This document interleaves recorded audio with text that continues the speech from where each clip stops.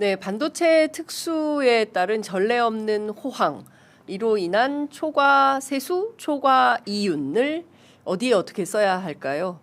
관련해서 김용범 정책실장이 주말에 긴 글을 SNS에 올려서 화제가 되고 있기도 합니다. 여러분들은 어떤 생각이십니까? 관련해서 오늘은 이상민 나라살림연구소 수석연구위원 모시고 그 해안을 좀 들어보도록 하겠습니다. 어서 오십시오. 예, 안녕하세요. 네, 오랜만에 뵙습니다. 예. 잘 지내셨습니까? 잘 지내고 있습니다. 바빠 보인 것 같아요. 제가 어제 계속 전화했는데 한 40분 통화를 하시더라고요. 예. 전화가 안 끝난다. 예, 기자들 전화 제가 많이 보기에 와서. 기자들이 계속 전화하고 있구나. 예. 저도 그런 생각을 했습니다. 일단 김용범 실장의 뭐라 그래야 됩니까?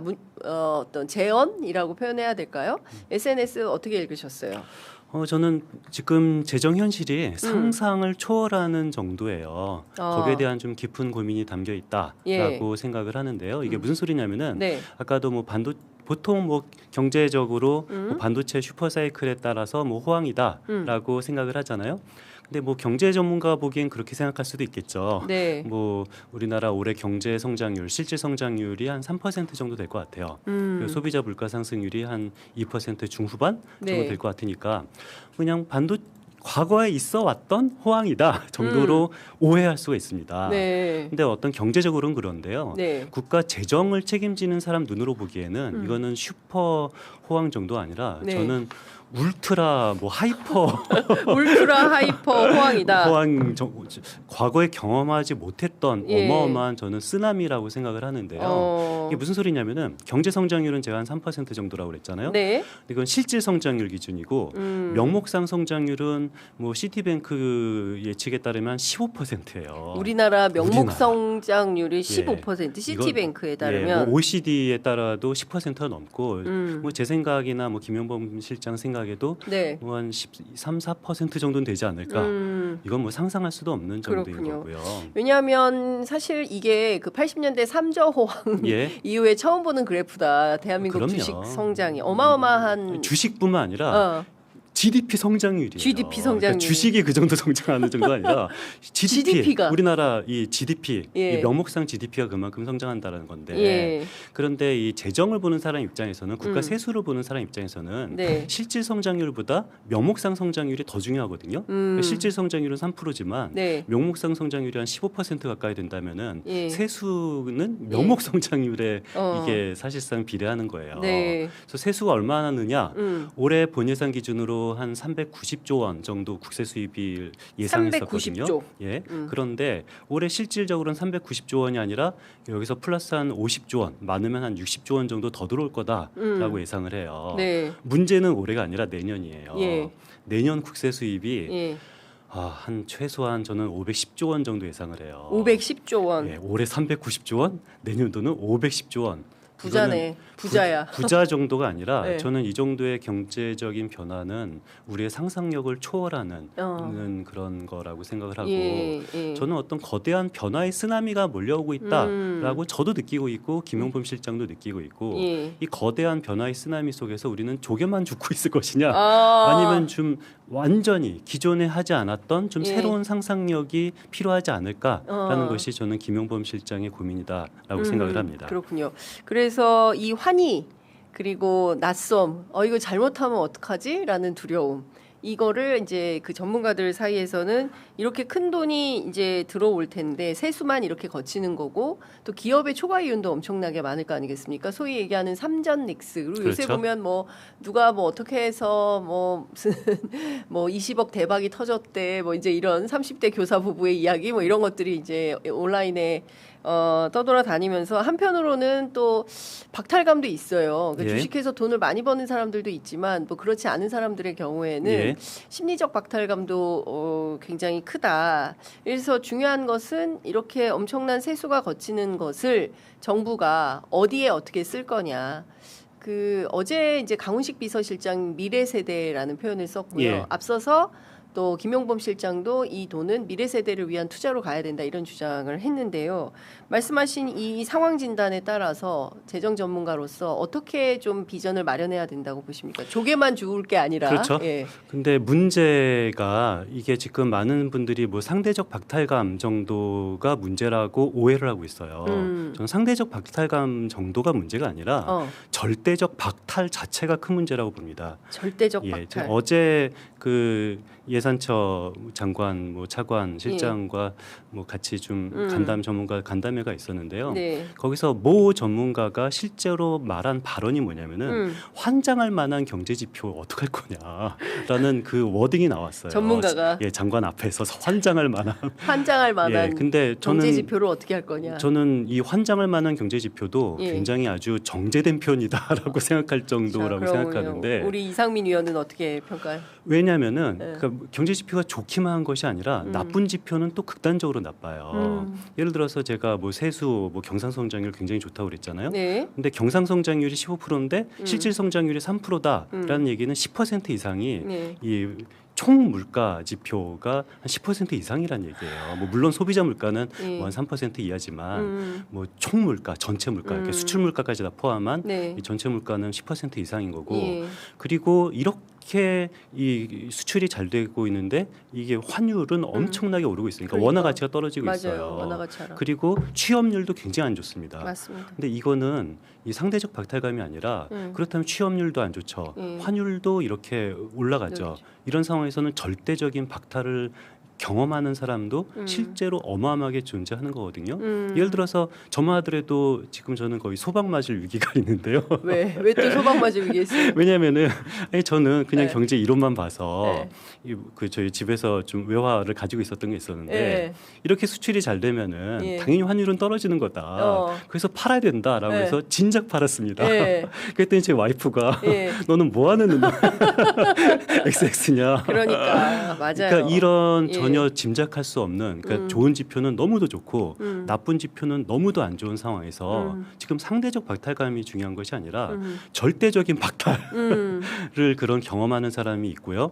이것이 아직까지 이 실물 경제로 돌아오지 않아서 느끼는 사람이 저를 비롯한 소수임이지만 앞으로 이제 6개월만 지나고 실물 경제 이제 지표가 이 실물 경제로 이제 분명히 전이가 될 수밖에 없거든요. 그렇다면 이제 절대적으로 부를 느끼는 계층과 절대적으로 빈곤을 느끼는 계층이 완전히 이분화되는 상황을 우리가 여기서 조개만 죽고 있으면 안 된다라는 근데 얘기죠. 그 사실은 이제 양극화가 심각하다라는 얘기는 사실은 오래전부터 있어 왔는데 더 극단적 상황 절대적 상황으로까지 이제 갈 거다. 올 하반기. 저는 사실 올해를 양극화 원년이라고 평가합니다. 저는 그동안 우리나라 양극화가 그렇게 심하지 않다라고 여태까지 주장했던 사람 중에 하나거든요.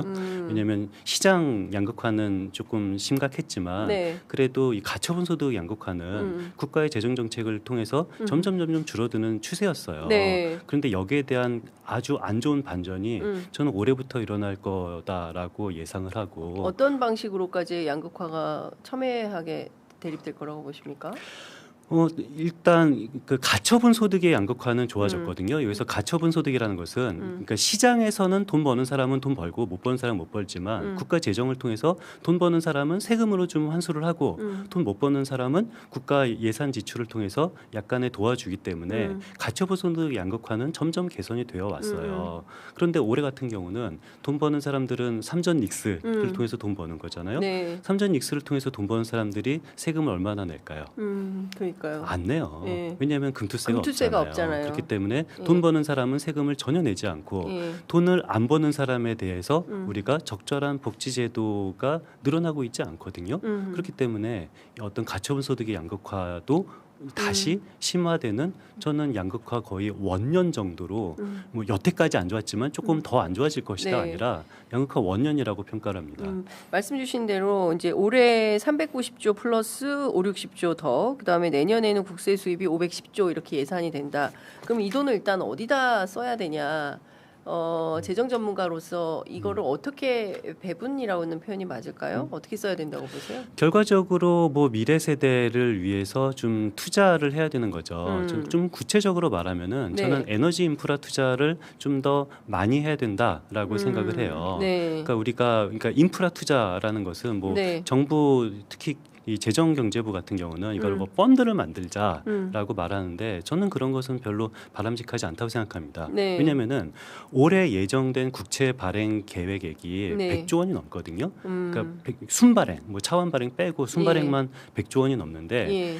요즘에 저는 또 잠이 안 와요. 왜요? 요즘 10년물 국채 발행 금리가 4%가 넘습니다. 작년에 한 2.8%부터 예. 시작했었던 걸로 기억하는데 예. 지금 4% 넘거든요. 엄청나게 금리가 올랐어요. 예. 그러니까 국가는 예. 국채를 한 100조 원 정도 4%가 넘는 금리로 발행을 해요. 그런데 초과세수는 여기에 대해서 초과세수가 들어와도 네. 국채를 그대로 다 발행을 하고 이거를 펀드에다 넣고 굴린다라는 거예요. 네. 아무리 굴린다 하더라도 예. 정부가 4% 이상 이자 수익 얻기 쉽지 않아요. 아니 4% 이자를 내면서 네. 4% 미만의 이자 수익을 얻으려고 펀드에 넣는다? 저는 이것은 바람직하지 않다고 보고요. 그래서 저는 기획예산처는 이걸 펀드에 넣지 말고 기금에 넣자라고 말하는데 네. 저는 이것이 더 합리적이라고 생각을 해요. 뭐 기금과 펀드가 뭐가 다르냐? 그러니까. 사실 예. 기금을 영어로 하면 펀드거든요. 예. 그렇지만 우리가 예. 닭을 개념은 좀 다른. 이건 완전히 다른 게 예. 닭을 영어로 하면 치킨이지만 예. 닭과 치킨은 다른 거잖아요. 닭을 튀기면 치킨이 되는 거 아닙니까? 예. 마찬가지로 펀드를 국가 재정에다가 집어넣으면은 기금이 되는 거예요. 그런데 국가 재정에 집어넣은 기금이 되면 어떤 장점이 있냐면은 예. 구태여 국채를 발행을 하지 않고 이것이 그냥 기금에 있는 돈을 이게 이 나중에 이 쓸 때가 있으면 어떤 인프라 투자를 할 때가 있으면은 그때 쓸 수가 있는 게 기금이기 때문에 그러니까 기금으로 해서 에너지 인프라를 맞습니다. 많이 만드는 확장하는데 돈을 써야 된다. 맞습니다. 근데 일각에서는 이제 청년 문제들 얘기를 많이 하잖아요. 그러니까 부동산, 뭐 주식, 뭐 이런 것들 때문에도 아니 물론 주식은 별건으로 한다 하더라도 이제 부동산 문제 때문에 상대적 박탈감 느끼는 청년들 문제가 심각하니 부동산에 뭐 좀 투자해야 된다 이런 얘기도 있던데 어떻게 보세요? 그러니까 부동산에 투자해야 된다라는 말이 뭐 리츠 투자를 얘기하는 건 아닐 것 같고요. 네. 저는 부동산 문제는 차라리 요즘에 더 심각한 거가 엄청나게 큰 돈이 풀리면은 예. 결국은 이 돈이 예. 부동산 쪽으로 간다. 갈 수밖에 없거든요. 예. 그렇다면은 선제적으로 예. 부동산 시장이 지금 현재도 들썩거리고 있는데 들썩거리는 데서 이제 그치지 않고 엄청나게 폭증할 수도 있어, 폭등할 수도 있어요. 이미 그런 상황이 벌어지고 그럼요. 있죠. 그 용인 쪽에 보면 맞습니다. 뭐 특히 뭐 용인 동탄 그렇죠. 동탄에 뭐 국민 평형이 20억 맞습니다. 정도를 한다는 그렇기 때문에 거잖아요. 예. 저는 좀 선제적으로 부동산 정책을 할 필요가 있고요. 좀 더 구체적으로 말을 해서 네. 보유세를 강화하는 것이 굉장히 이 부동산 가격을 안정화시킬 수 있는 몇 가지 효율적인 방안 중에 하나죠. 예. 그래서 사실은 7월 말에 발표할 그 세제 개편안에 이제 보유세 강화, 양도세는 좀 낮춘다 하더라도 보유세를 강화하는 방식으로 변화하지 않겠냐라는 전망이 있는데 실제 그 방향으로 정부가 움직일 걸로 보이십니까? 저는 잘못된 프레임이라고 생각하고요. 어. 뭐 일부 언론에서 네. 보유세와 양도세 이 두 개를 대립되는 개념으로 봐요. 맞아요. 그래서 이 보유세는 올리고 뭐 거래세인 양도세는 낮춰라라고 낮춰라. 하는데 예. 완벽하게 틀린 오류입니다. 양도세는 거래세가 아니에요. 예. 양도세의 플레임이 뭡니까? 양도소득세예요. 그렇죠. 양도하는 거래 과정에서 이 생기는 세금이 아니라 양도를 할 때는 세금이 0원입니다. 그런데 양도할 때 소득, 소득이 있어. 차익이 생길 경우에만 세금을 부여하는 것이 바로 양도소득세인 건데 예. 그런데 이것은 저는 양도소득세는 예. 부동산 정책의 일환으로 쓰는 것이 아니라 소득세 정책, 소득세 정책이라는 게 뭡니까? 소득이 있는 곳에 세금이 네. 있다라는 예. 정책 일환으로 예. 저는 부동산 시장의 변화와 상관없이 소득이 있는 곳에 세금이 있다라는 일관된 정책으로 양도세를 바라봐야 되는 거고요. 네. 부동산 정책의 핵심은 거래세는 취득세인 거고 그리고 보유세는 뭐 종부세와 재산세인 거죠. 그래서 취득세와 보유세 관계를 어떻게 해야 되냐가 바로 보유세 정책의 핵심인 거고요. 근데 이제 정부는 이제 보유세는 뭐 길게 갖고 있는다고 해서 거기에 혜택을 줄 이유는 없다라고 해서 이른바 이제 똘똘한 한 채 초고가 주택에 대한 보유세는 좀 늘릴 걸로 보이고 반대로 이 양도세에 대해서는 조금 낮추는 방안을 아니요, 그런 걸 검토하고 있는 전혀 걸로 사실이 생각하지는 아닙니까? 않고요. 오히려 네. 그 양도세 1주택자 양도세 같은 경우가 예. 사실상 12억 원 이하는 한 푼도 안 내거든요. 그리고 이 12억이 넘는다 하더라도 장기 보유 공제가 굉장히 커요. 그러니까 소득이 있어도 세금을 내지 않는 상황에서 차라리 장특 공제, 장기 보유 공제를 조금 줄이는 방향으로 이 정부가 정책을 바꾸고 있다라고 저는 바라보고 있는데요. 뭐 아직 뭐 오픈이 되지 않아서 모르겠습니다만 저는 양도소득세는 이거는 부동산 정책 일환으로 보니까 자꾸 이게 조변 석계식으로 올렸다 내렸다 하는데 양도소득세는 부동산 정책의 일환으로 바라보면 안 됩니다. 근데 참 이게 정치하고 연동이 돼 있어서 저도 지난 선거 때 이렇게 부자 동네하고 좀 그렇지 않은 동네를 취재를 다녀보면 너무 다른 거예요. 그러니까 이를테면은 이제 그 한강벨트나 경기 서남권이나 또 이런 데에서 마이크를 대면 금투세도 내기 싫고 이제 보유세도 늘릴 것 같아서 민주당 지지하기가 싫다. 이제 이런 분들이 있어요. 근데 반면 이제 강북이라든가 지역 같은 경우에는 우리는 뭐 집값이 언제 오르냐, 뭐 사실은 남의 나라 얘기 수준이다, 그렇죠. 뭐 이런 거예요. 그럼 이제 정치가 이거를 융합할 수 있는 어떤 새로운 제도, 세제 개편 이런 게 필요한 건데 지금은 뭐 역대급 초과세수가 막 그 쓰나미급으로 이제 몰려오고 돈은 차고 넘쳐서 부자들은 더 부자로 살게 되고 가난한 사람은 더 가난하게 되는데 거기에서 뭐 중간을 좀 해야 되는데 여기에 반대하는 또 정치 세력들이 언론을 중심으로 해서 맞습니다. 엄청나게 비토할 거 아니겠습니까? 근데 그럴 때 또 흔들리잖아요. 지지율이 떨어지니까. 어떻게 좀 해법이 있겠습니까? 이런 상황에서 좀 이렇게 복잡하면 복잡할수록 저는 원칙을 분명하게 하는 것이 가장 해법이라고 생각을 해요. 원칙을. 만약에 우리나라 정치가 지금 불만이신 분, 뭐 만약에 아니라 우리나라 정치 불만이신 분들이 대부분일 텐데 우리나라 정치가 이렇게 우리 만족스럽지 않은 이유가 너무 국민들의 그런 눈치만 보고 해야 할 일을 안 해서 불만이라고 생각하시는지 아니면은 너무 해야 할 일을 하다 보니까 국민들이 그 원칙을 동의하지 못해서 불만이라고 생각하는지 보면은 차라리 너무 원칙 없이 우리나라 정치가 왔다 갔다 하는 것이 저는 근본 문제라고 생각을 해요. 그렇기 때문에 차라리 저는 어떤 특히 세법은 원칙이 중요합니다. 분명히 세금 내기 좋아하는 사람은 아무도 없어요. 그래서 이게 풀었다 조였다 자꾸 왔다 갔다 하니까 국민들이 자기 세법에 대해서 잘못된 그런 기대를 하고 내 세금만 줄였으면 좋겠다라고 생각을 하죠. 남의 세금은 상관없고 내 세금만 줄여줘라. 그래서 근데 원칙이 있다면은 내 세금이든 남의 세금이든 소득 있는 곳에 세금이 있다라는 그 원칙을 정확하게 변함없이 이게 계속 유지를 한다면은 오히려 저는 국민들도 거기에 대해서 동의를 해주지 않을까라는 생각이 듭니다. 그러니까 지금 코스피가 9천 넘어 오늘 뭐 어떤지 모르겠는데 만으로 가고 있지만 금투세를 과연 합시다라고 할까? 여기서 금투세를 반대한다고 했을 때 정부가 추진할 수 있을까? 이런 고민은 좀 들어요. 저는 과거 금투세를 반대했던 사람들의 워딩을 정확하게 다시 말하고 싶은데요. 금투세는 나쁜 세금이니까 도입하면 안 된다라고 말한 사람은 사실상 전혀 없었어요. 어떤 논리로 반대를 했냐면은 코스피 4천 이후에 도입하자, 상법 개정 이후에 도입하자라고 말을 했었습니다. 우리는 그것을 기억을 하면서 기억을 못하는 척을 하는 건지 모두가 4천 이후에 도입하고 이 상법 개정 이후에 도입을 하자라고 외쳤는데 지금 4천이 아니라 9천이 넘었습니다.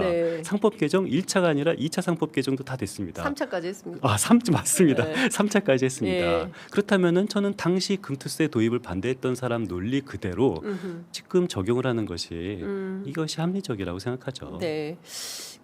이건 어떻게 보십니까? 지금 대만 같은 경우에 이 TSMC로 대만이란 나라는 엄청나게 부자가 됐는데 대만 사람들은 가난하다. 맞습니다.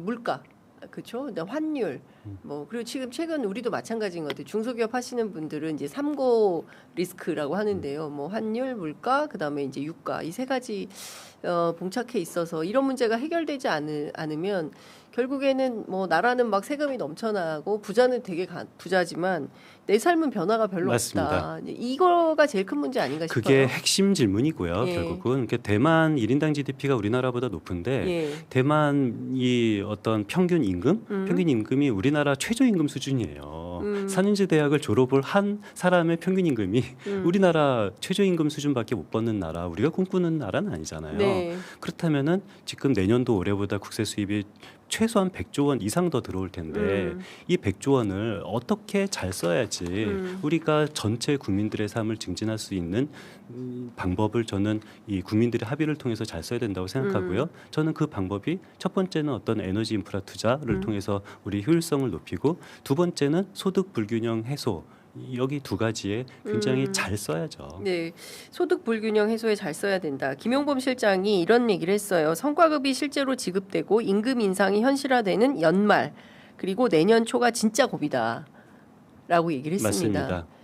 어떤 배경이 숨어 있는 건지 설명 좀 해주세요. 그러니까 지금은 경제 지표, 특히 재정 지표만 극단적으로 좋은 것은 너무 좋고 네. 나쁜 것은 너무 안 좋은 이 예. 극단적인 상황인데 아직까지 실물로 못 느끼고 있잖아요. 예. 그런데 이 실물로 느끼는 시점이 예. 김용범 실장에 따르면은 올해 말 또는 한 내년 초 정도다라고 예상하고 있고 네. 그 말은 맞는 얘기죠. 그렇기 때문에 저는 지금부터 이 100조 원 초과 세수 뭐 저는 증대된 세수라고 표현합니다만 증대된 세수로 100조 원을 어디다 쓸지 저는 국민들끼리 정확하게 합의를 봐야 된다라고 생각을 하는데요. 그래서 이제는 좀 너무 정파적인 논쟁 말고 네. 100조 원을 어디다 쓰자. 에너지 인프라라면은 어떤 에너지 인프라에 쓰고 소득 불균형 해소라면은 어떤 소득 불균형 해소에 써야 되는지 좀 구체적인 논쟁을 했으면 좋겠고요.